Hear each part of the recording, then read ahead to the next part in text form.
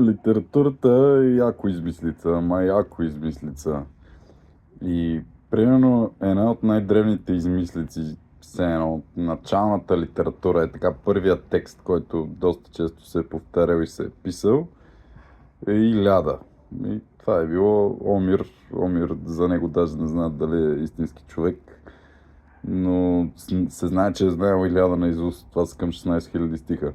И Омир, нали, най-вероятно не се знае дали е, дали не е, ама е написал Илиада, или поне ние така си мислим.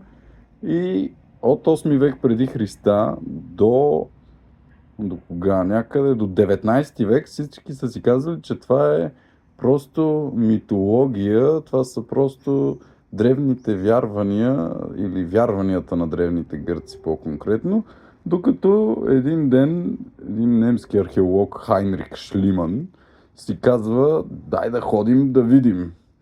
И Хайнрих Шлиман открива Троя и се оказва, че всъщност Илион е съществувал и че тази война, макар и леко измислена с богове и с полубогове и с грандиозни битки, в крайна сметка е станала. Това е историческо събитие, което е станало 12-13 век преди Христа.